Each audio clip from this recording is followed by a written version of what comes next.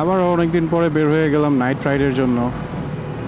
ছোট্ট একটা রাইড, খিলক্ষেত থেকে উত্তরা যাচ্ছি। আর খিলক্ষেত থেকে বের হওয়ার পথে ওই চিপার রোডটা দিয়ে ফ্লাইওভারে উঠতে পারি নাই, যেহেতু বৃষ্টি হচ্ছিল বা বৃষ্টি হয়েছে, এই কারণে ওখানে অনেক পানি জমছে, কাদা জমছে, ওই দিক দিয়ে যাওয়া অসম্ভব, রাস্তা প্রচুর খারাপ। এই জন্য চিন্তা করলাম একবারে রেডিসনের সামনে দিয়ে ইউটার্ন নিয়ে তারপরে উত্তরার দিকে যাব।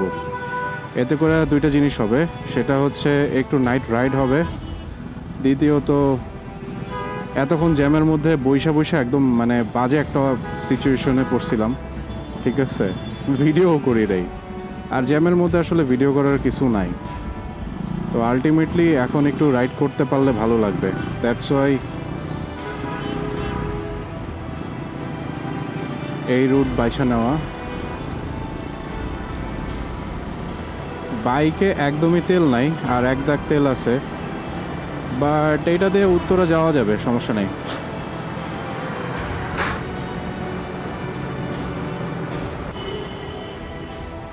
আজকে কিন্তু 1 মে, যেহেতু শ্রমিক দিবস, সব কিছুই বন্ধ ছিল, বাট তারপরেও গাড়ির চাপ আছে ভালোই। যাই হোক, আজকে কিন্তু দুইটা বাইক সম্ভবত লঞ্চ হয়েছে 250 সিসির। একটা হচ্ছে জিপিএক্স ডিমন, আর একটা হচ্ছে গিয়া পালসার 250 F250 সম্ভবত।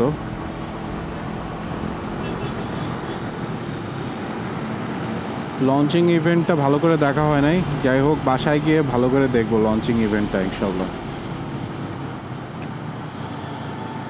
পালসারেরটা একটু দেখছি, বাট পালসারের বাইক দেখে আমার কাছে মনে হয়েছে যে কেন ভাই, এই বাইকগুলা কেন এখন বাংলাদেশে ঢোকানো দরকার, মানে একদম বাজে বাইক ভাই, আমার কাছে মনে হয়েছে কোনো দিক দিয়ে যায় না, লুক, ডিজাইন।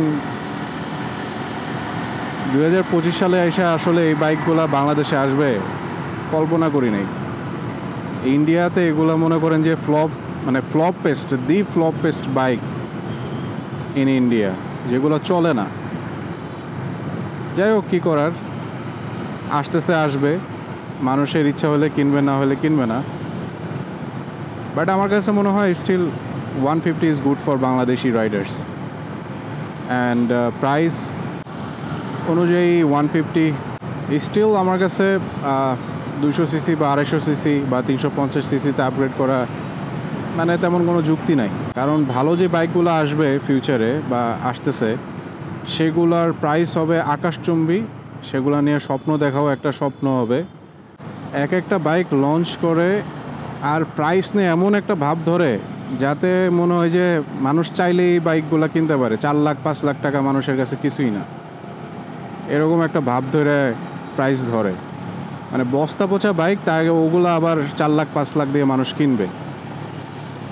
চলে আসলাম এয়ারপোর্ট, এখন দেখতে হবে এয়ারপোর্ট থেকে উত্তরার মধ্যে কতটুকু জ্যাম পড়ে। উত্তরা যাচ্ছি একটা কাজ বলতে হচ্ছে বাইকেরই কাজ, কালকে কিছু কাজ আছে, সো সেটা করার জন্য আজকেই চলে যাচ্ছি। একটু ফ্যামিলির সাথে টাইমও কাটানো হবে, প্লাস কাজটাও হয়ে যাবে। ঢুকে গেছি উত্তরার ভিতরে, আর লেটস সি জ্যাম কি পরিমাণ পাই।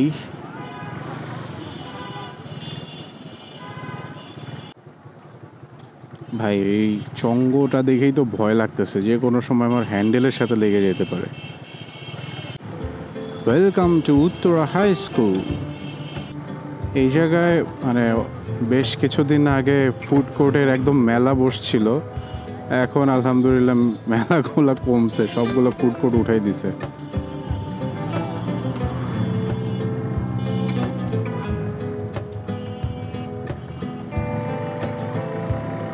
একজন পুরা দমে ব্যবসায়ী হয়ে গেছিল ভাই, বাচ্চা কাচ্চা থেকে শুরু করে আন্টি টান্টি, মানে যে যেমনে পারে, যা পারে, চা থেকে শুরু করে স্যান্ডউইচ ভাজা পোড়া সব কিছু। কেন রে ভাই, মানে সবারই সেম ব্যবসা কেন করতে হবে?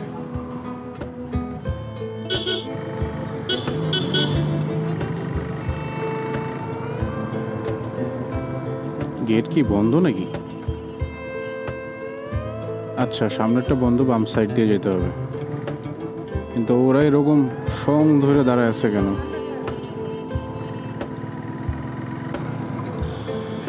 না, যেমন জ্যামটা আশা করছিলাম তেমন জ্যাম ট্যাম নাই। এরকম ক্যাওয়াস অল্প স্বল্প থাকেই, বাট এর থেকে বেশিই থাকে সাধারণত।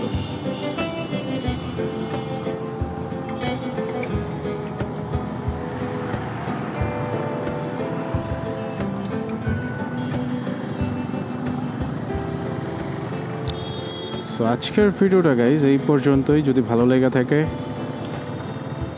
লাইক করে দিন, কমেন্ট করে দিন, অ্যান্ড যদি নতুন হয়ে থাকেন তাহলে অবশ্যই সাবস্ক্রাইব করে দিন।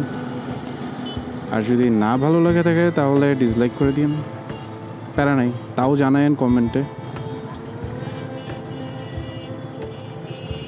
সো দেখা হচ্ছে নেক্সট ভিডিওতে। Till then be happy, do whatever you want without harming anyone. Tata.